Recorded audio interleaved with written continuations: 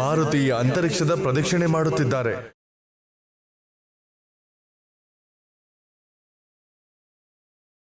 ಆದರೆ ಈ ಸಮಯದಲ್ಲಿ ಸೂರ್ಯದೇವನ ತಾಪ ಅಧಿಕವಾಗಿದೆ.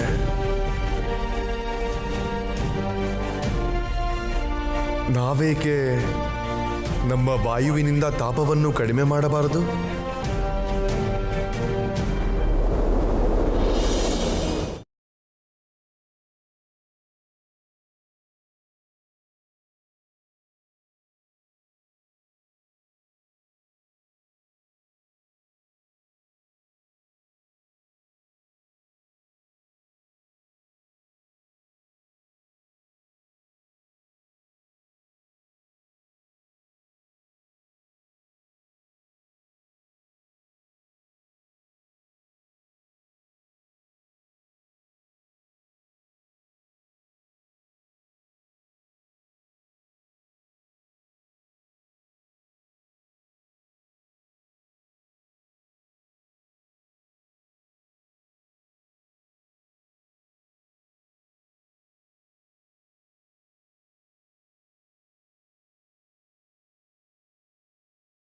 ಇವನೊಬ್ಬ ಬಾಲಕ, ಇವನೆಂತ ಮಾಯಾವಿ ಬಾಲಕ! ಇವನೊಬ್ಬನೇ ದೇವಸೇನೆಯಿಂದ ರಚಿತವಾದ ವಿಲಕ್ಷಣ ವ್ಯೂಹವನ್ನು ಧ್ವಂಸ ಮಾಡಿದ್ದಾನೆ. ಆಶ್ಚರ್ಯವಾಗುತ್ತಿರುವ ವಿಷಯವೇನೆಂದರೆ ನಮ್ಮ ತಾಪದ ಪ್ರಭಾವ ಇವನಿಗೆ ಆಗದೇ ಇರುವುದು.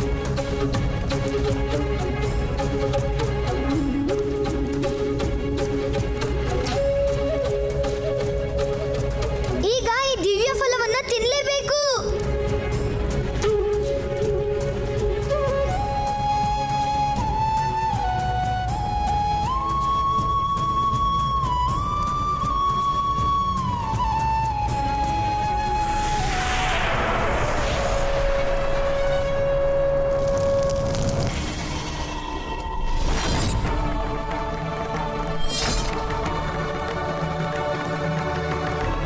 ಇದ್ದಕ್ಕಿದ್ದಾಗೆ ಹವನಕುಂಡದ ಅಗ್ನಿ ಹೀಗೇಕೆ ಆರ್ಹೋಯ್ತು?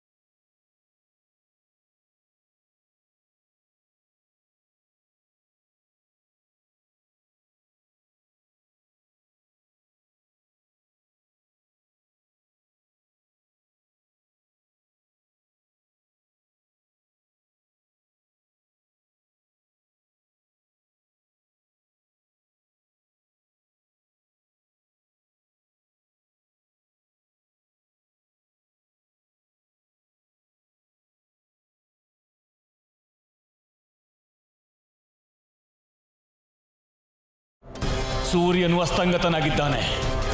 ಅಂದರೆ ದೇವರಕ್ಷಕ ವ್ಯೂಹವನ್ನು ರಾಕ್ಷಸರು ಭೇದಿಸಿದ್ದಾರೆ. ಅಸಂಭವ! ಈ ವಿಲಕ್ಷಣ ವ್ಯೂಹವನ್ನು ಭೇದಿಸಿ ರಾಹು ಸೂರ್ಯನನ್ನು ಆವರಿಸಲು ಹೇಗೆ ಸಾಧ್ಯ? ಪ್ರಕೃತಿ ತನ್ನ ನಿಯಮವನ್ನು ಬದಲಿಸಲು ಹೇಗೆ ಸಾಧ್ಯ? ಹೇಗೆ?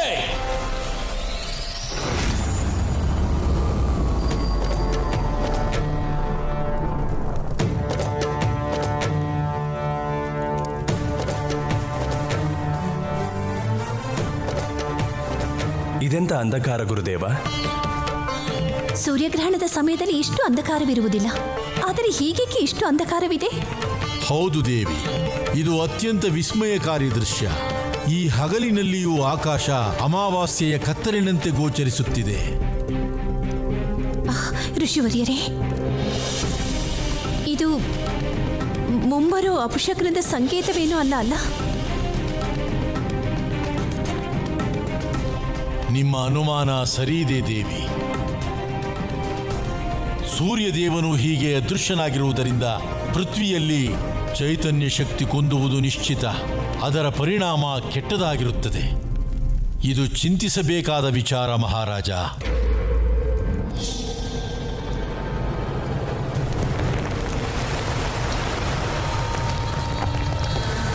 ಈ ದಿವ್ಯ ಫಲದ ರುಚಿ ಕೂಡ ಆ ಬೋಲೆ ಬಾಬಾ ಕೊಟ್ಟಿದ್ದ ಹಣ್ಣಿನ ತರಾನೇ ಇತ್ತು. ಈ ಸೃಷ್ಟಿಯಲ್ಲಿರೋ ಎಲ್ಲಾ ರುಚಿಗಳು ಈ ಹಣ್ಣಲ್ಲೇ ಇದೆ ಅನಿಸ್ತಿದೆ. ಪರಮಾನಂದವಾಯಿತು. ಆನಂದ, ಅತಿ ಆನಂದ.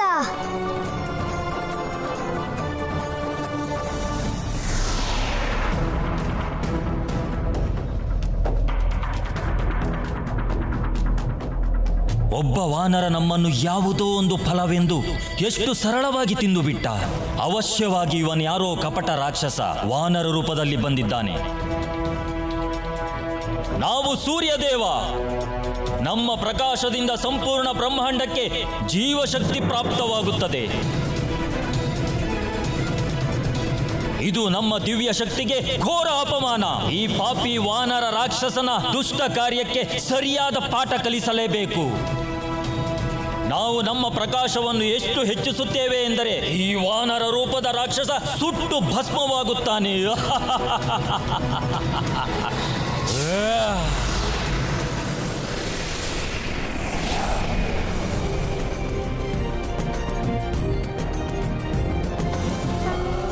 ಈ ಫಲದ ರುಚಿಯನ್ನ ನಾವು ಎಂದಿಗೂ ಮರೆಯೋದಿಲ್ಲ.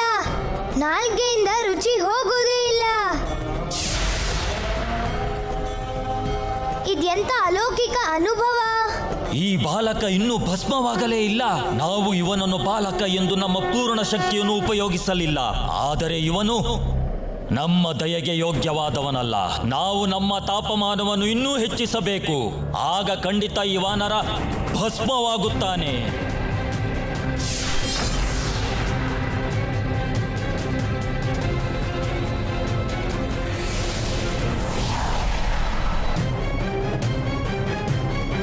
ಅಸಂಭವ! ನಮ್ಮ ತೀವ್ರ ಪ್ರಕಾಶ ಯಾರಿಗೂ ತಡೆಯಲಾಗದಂತ ಉಚ್ಚ ತಾಪಮಾನ ಈ ವಾನರನ ಮೇಲೆ ಯಾವ ಪ್ರಭಾವವನ್ನು ಬೀರುತ್ತಿಲ್ಲ. ಇನ್ನಷ್ಟು ತಾಪಮಾನ, ಆದರೆ ಇನ್ನಷ್ಟು ತಾಪವನ್ನು ಹೆಚ್ಚಿಸಿದರೆ ನಮ್ಮೊಳಗೆ ವಿಸ್ಫೋಟವಾಗುತ್ತದೆ. ಇದು ಆತ್ಮವಿನಾಶವಾಗುತ್ತದೆ. ನಾವು ಸೂರ್ಯದೇವ. ವೈಕುಂಠ ಹಾಗೂ ಕೈಲಾಸದಲ್ಲಿರುವ ಬೆಳಕು ಸಹ ನಮ್ಮಿಂದಲೇ. ನಮ್ಮನ್ನು ಒಬ್ಬ ತುಚ್ಛ ವಾನರ ನುಂಗಲು ಅಸಾಧ್ಯ. ಈ ವಾನರನ ರೂಪದ ರಾಕ್ಷಸನ ದುಸ್ಸಾಹಸದ ಪರಿಣಾಮವನ್ನು ಅವಶ್ಯವಾಗಿ ಎದುರಿಸುತ್ತಾನೆ. ಈಗ ನಾವು ತಾಪಮಾನವನ್ನು ಅತ್ಯಂತ ಅಧಿಕ ಮಟ್ಟಕ್ಕೆ ಏರಿಸುತ್ತೇವೆ. ಆಗ ಈ ಅಧರ್ಮಿ ಕ್ಷಣ ಮಾತ್ರದಲ್ಲಿ ಬೂದಿಯಾಗಿ ಬಿಡುತ್ತಾನೆ.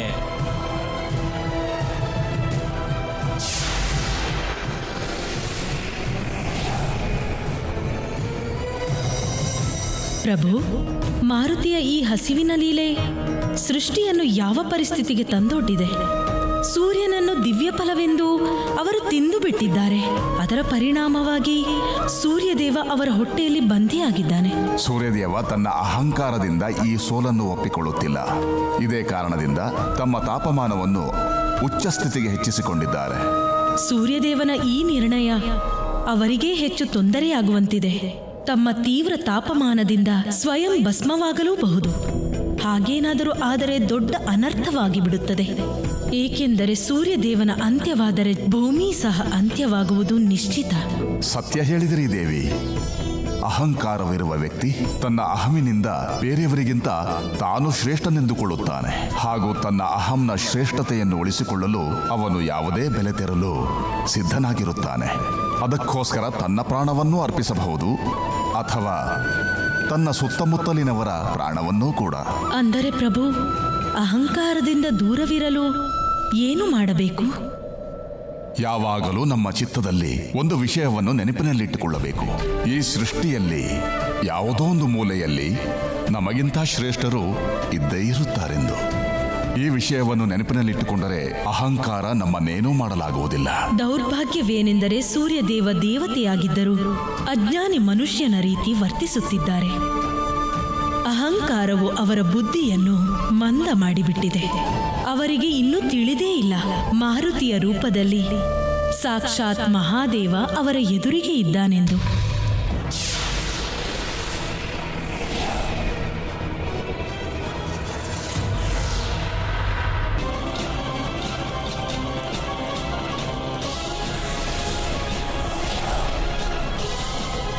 ಸ್ವಲ್ಪ ಸಮಯದ ಮೊದಲು ಆ ವಾನರನ ಉದರದಲ್ಲಿ ಬಂಧಿಯಾಗಿದ್ದೆವು. ಇದ್ದಕ್ಕಿದ್ದಂತೆ ನಾವು ಈ ಅನಂತ ಬ್ರಹ್ಮಾಂಡದ ಮಧ್ಯೆ ಹೇಗೆ ಬಂದೆವು? ಈ ಅನಂತ ಬ್ರಹ್ಮಾಂಡದ ಮುಂದೆ ನಾವು ಯಾವ ಲೆಕ್ಕಕ್ಕೂ ಇಲ್ಲ.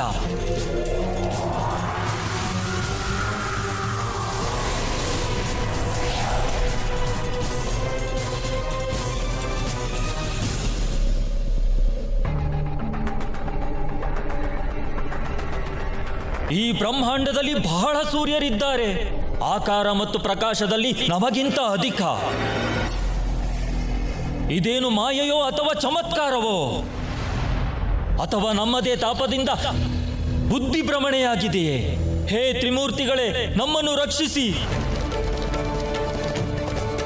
ಹೇ ಶ್ರೀಹರಿ, ತ್ರಾಹಿಮಾಂ. ಹೇ ಮಹಾದೇವ, ಈ ಸಂಕಷ್ಟದಿಂದ ನಮ್ಮನ್ನು ಪಾರು ಮಾಡಿ ಪ್ರಭು. ನೀವು ಕೇವಲ ಒಂದು ಬ್ರಹ್ಮಾಂಡದ ಸೂರ್ಯ ಅಷ್ಟೇ. ಬೇರೆ ಬ್ರಹ್ಮಾಂಡದಲ್ಲಿ ಇನ್ನೊಬ್ಬ ಸೂರ್ಯನಿರುತ್ತಾನೆ.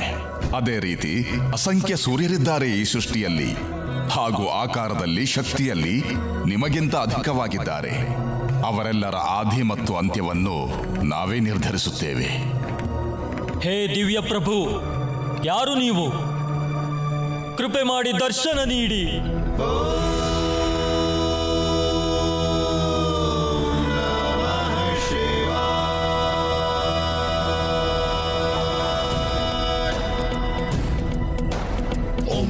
ಹೇ ಮಹಾದೇವ, ನಮ್ಮನ್ನು ಫಲವೆಂದು ತಿಂದ ಆ ವಾನರ ಬಾಲಕ ಯಾರು? ಆ ವಾನರ ಬೇರೆ ಯಾರೂ ಅಲ್ಲ, ಈ ಯುಗದಲ್ಲಿ ನಮ್ಮದೇ ಅವತಾರ ತಾಳಿರುವ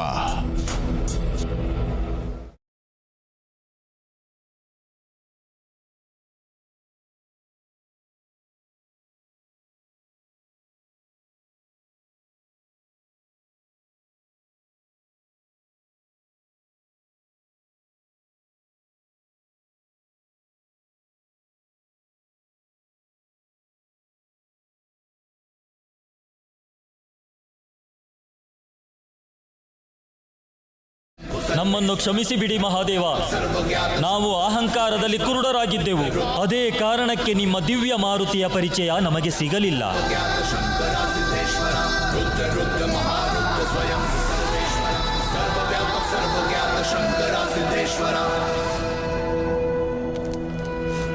ಅವನು ರಾಹು ಅಲ್ಲ, ಒಬ್ಬ ಮಾಯಾವಿ ವಾನರನಾಗಿದ್ದಾನೆ. ಒಬ್ಬ ತುಚ್ಛ ವಾನರ ನಮ್ಮ ವಿಲಕ್ಷಣ ವ್ಯೂಹವನ್ನು ಭೇದಿಸಿದ್ದಾನೆ. ನಾಚಿಕೆ ಆಗಬೇಕು.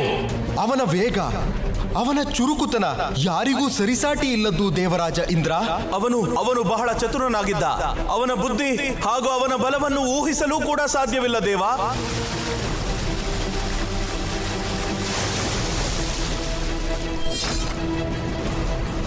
ಆಶ್ಚರ್ಯವೇನೆಂದರೆ ಇಂದ್ರದೇವ, ಆ ವಾನರ ರೂಪದ ರಾಕ್ಷಸ ತೇಜಸ್ವಿ ಸೂರ್ಯದೇವನನ್ನ ಒಂದು ಹಣ್ಣೆಂದು ತಿಂದು ಬಿಟ್ಟ. ಅವನು ಮಾತನಾಡುವಾಗ ಒಂದು ದಿವ್ಯ ಫಲ ಎಂದು ಸಂಬೋಧಿಸುತ್ತಿದ್ದ. ಅಷ್ಟು ಬಲ, ಅಷ್ಟು ಪರಾಕ್ರಮ, ಅದು ಒಬ್ಬ ಮಾಯಾವಿ ವಾನರನಲ್ಲಿ. ಇವನು ಅದೇ ವಾನರ ಬಾಲಕನಲ್ಲ ತಾನೆ? ಯಾಕೆಂದರೆ ಅವನು ಜನ್ಮಿಸುವಾಗ ನಮ್ಮ ಸಿಂಹಾಸನ ನಡುಗಿ ಹೋಗಿತ್ತು.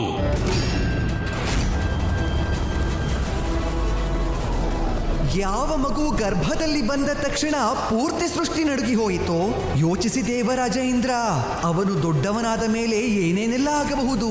ಕೊನೆಗೂ ಆ ವಾನರ ಬಾಲಕ ಈ ಕೃತ್ಯವನ್ನು ಮಾಡಿ ಅವನು ಜನ್ಮಿಸುವಾಗ ಇದ್ದ ನಮ್ಮ ಅನುಮಾನವನ್ನು ಸತ್ಯ ಮಾಡಿದ್ದಾನೆ. ನಮ್ಮ ಅಧಿಪತ್ಯಕ್ಕೆ ಸವಾಲೆಸೆದಿದ್ದಾನೆ. ಅವನು ನಿಮ್ಮೆಲ್ಲರನ್ನೂ ಪರಾಜಿತಗೊಳಿಸಿರಬಹುದು, ಆದರೆ ನಾವು ಕೊಡುವ ದಂಡನೆಯಿಂದ ಅವನ ಆತ್ಮ ಸಹ ಭಯದಿಂದ ನಡುಗಿ ಹೋಗಬೇಕು. ಅವನಿಗೆ ಇನ್ನೂ ಸರಿಯಾಗಿ ತಿಳಿದಿಲ್ಲ ಅವನ ಎದುರಿಗೆ ಇರುವುದು ಇಂದ್ರದೇವನೆಂದು.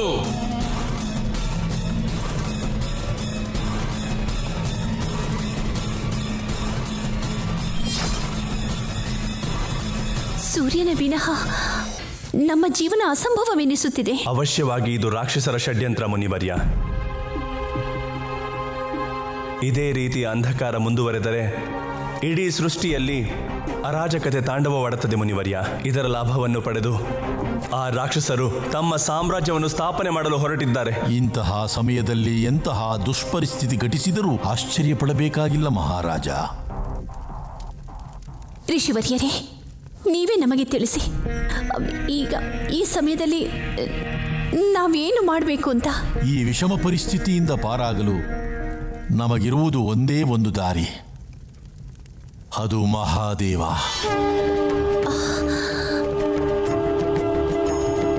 ಹೇ ಮಹಾದೇವ, ನಿಮ್ಮ ಇಚ್ಛೆ ಇಲ್ಲದೆ ಸೃಷ್ಟಿಯಲ್ಲಿ ಒಂದು ಗರಿಕೆಯೂ ಸಹ ಅಲುಗಾಡುವುದಿಲ್ಲ.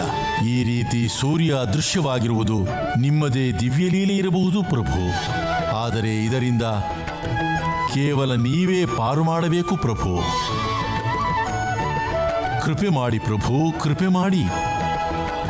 ಹರ ಹರ ಮಹಾದೇವ. ಹರ ಹರ ಮಹಾದೇವ. ತೃಪ್ತಿ ಆಯ್ತು ನಮ್ಗೀಗ. ನಮ್ಮ ಹೊಟ್ಟೆ ಮತ್ತು ನಮ್ಮ ಮನಸ್ಸು ಎರಡೂ ತುಂಬಿಬಿಟ್ಟಿದೆ. ಈಗ ಯಾಕೆ ನಾವು ಮನೆಗೆ ಹೋಗ್ಬಾರ್ದು? ಅಮ್ಮ ತುಂಬಾ ಚಿಂತಿತರಾಗಿರ್ತಾರೆ. ನಿಲ್ಲು ಮಾಯಾವಿ ವಾನರ.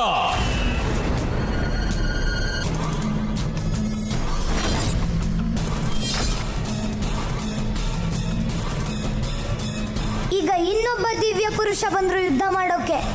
ಯಾರು ನೀನು? ನೀನು ಅಸತ್ಯ ಹೇಳಿದರೆ ಇಲ್ಲೇ ನಿನ್ನ ಅಂತ್ಯ ಮಾಡಿಬಿಡುತ್ತೇನೆ. ಸರ್ವಪ್ರಥಮವಾಗಿ ಪ್ರಣಾಮಗಳು. ಎರಡನೇ ಮಾತು, ನಾವು ಯಾವತ್ತೂ ಅಸತ್ಯ ಹೇಳೋದಿಲ್ಲ. ಅಮ್ಮ ಅದನ್ನ ಹೇಳ್ಕೊಟ್ಟಿದ್ದು. ಮೂರನೇದು, ನಾವು ಕೇಸರಿ ನಂದನ ಅಂಜನಿ ಪುತ್ರ ಮಾರುತಿ. ಯಾವ ಮಗು ಗರ್ಭದಲ್ಲಿ ಬಂದ ತಕ್ಷಣ ಪೂರ್ತಿ ಸೃಷ್ಟಿ ನಡುಗಿ ಹೋಯಿತೋ ಯೋಚಿಸಿ ದೇವರಾಜ ಇಂದ್ರ. ಅವನು ದೊಡ್ಡವನಾದ ಮೇಲೆ ಏನೇನೆಲ್ಲ ಆಗಬಹುದು. ನಮ್ಮ ಸಂದೇಹ ಸರಿಯಾಗಿತ್ತು. ಇವನೇ ಆ ದಿವ್ಯ ವಾನರ ಬಾಲಕ. ಇವನನ್ನು ಕೊಲ್ಲಲು ನಾವು ಮತ್ತು ನಮ್ಮ ಮಾನಸ ಪುತ್ರ ವಾಲಿ ಇಬ್ಬರೂ ಪ್ರಯತ್ನಿಸಿದ್ದೆವು. ನಾವು ನಿಮ್ಮಲ್ಲಿ ವಿನಂತಿಸಿಕೊಳ್ತಿದ್ದೀವಿ, ನಿಮ್ ಜೊತೆ ಯುದ್ಧ ಮಾಡೋಕೆ ಇಷ್ಟ ಇಲ್ಲ, ಕ್ಷಮಿಸಿ ನಮ್ಮನ್ನ. ನಾವಿಲ್ಲಿ ನಿನ್ನ ಜೊತೆ ಯುದ್ಧಕ್ಕಲ್ಲ, ಒಂದು ಅಪೂರ್ಣ ಕಾರ್ಯವನ್ನು ಪೂರ್ಣಗೊಳಿಸಲು ಬಂದಿದ್ದೇವೆ. ನಿನ್ನನ್ನು ನಾಶ ಮಾಡಲು ಬಂದಿದ್ದೇವೆ. ಹೇ ದಿವ್ಯ ಪುರುಷ, ಜೀವನ ಮತ್ತು ಮರಣ ನಮ್ಮ ಆರಾಧ್ಯ ಪ್ರಭು ಶ್ರೀರಾಮನ ಕೈಯಲ್ಲಿದೆ. ಕೇವಲ ನಿಮ್ಮ ಇಚ್ಛೆಯಿಂದ ನೀವು ನಮ್ಮನ್ನ ಸ್ಪರ್ಶನೂ ಮಾಡಕ್ಕಾಗಲ್ಲ. ನಿನ್ನ ಮುಗ್ಧತೆಯ ಮಾತುಗಳಿಂದ ನಿನ್ನ ಒಳಗಿರುವ ಕಪಟತನವನ್ನು ಮುಚ್ಚಿಡಲು ಸಾಧ್ಯವಿಲ್ಲ. ಯುದ್ಧಕ್ಕೆ ತಯಾರಾಗು. ನಾವು ನಿಮ್ ಜೊತೆ ಯುದ್ಧ ಮಾಡೋಕೆ ಇಷ್ಟಪಡಲ್ಲ. ಯಾಕಂದ್ರೆ ನಮಗೇನ್ ಬೇಕಿತ್ತೋ ಅದು ನಮ್ಗೆ ಈಗಾಗ್ಲೇ ಸಿಕ್ಕಾಗಿದೆ. ನಮ್ಗೆ ಆಜ್ಞೆ ಕೊಡಿ. ನಿಮ್ಗೆ ನಮ್ ಜೊತೆ ಯುದ್ಧ ಮಾಡ್ಬೇಕು ಅಂತ ಇದ್ರೆ ನಮ್ಮ ಮಿತ್ರ ಬಂಧು ಹತ್ರ ಹೋಗಿ ಸಮಯ ತಗೊಂಡ್ ಬನ್ನಿ. ಯಾಕಂದ್ರೆ ನಮ್ಮ ದಿನಚರಿಗಳು ಗೊತ್ತಿರೋದು ಅವನಿಗೊಬ್ನಿಗೆ ಮಾತ್ರ. ಇಂದು ಈ ವಾನರ ಬಾಲಕ ಜೀವಂತವಾಗಿ ಇಲ್ಲಿಂದ ಹೋಗಬಾರದು. ಪ್ರಣಾಮಗಳು. ಏನಾಯ್ತು ವಾನರ ಬಾಲಕ? ಭಯವಾಯಿತೆ? ನಮಗೆ ತೋರಿಸು ನಿನ್ನ ಮಾಯಾವಿ ಶಕ್ತಿಗಳನ್ನು. ಮಾಡು ನಮ್ಮೊಂದಿಗೆ ಯುದ್ಧ. ನಾವು ನಿಮ್ ಜೊತೆ ಯುದ್ಧ ಮಾಡೋಕೆ ಇಷ್ಟಪಡಲ್ಲ. ಯಾಕಂದ್ರೆ ಈ ಯುದ್ಧದಲ್ಲಿ ನಿಮ್ಮ ಆನೆಗೆ ಏನಾದ್ರೂ ಆಗ್ಬಿಟ್ರೆ? ನಮಗೆ ಅನಿಸುತ್ತಿದೆ ನಿನ್ನ ತಂದೆ ತಾಯಿ ನಿನಗೆ ಮಾಯಾವಿ ಶಕ್ತಿಗಳನ್ನೇನೋ ಕೊಟ್ಟಿದ್ದಾರೆ, ಆದರೆ ಯುದ್ಧ ಮಾಡುವ ಧೈರ್ಯವನ್ನೇ ಕೊಟ್ಟಿಲ್ಲ.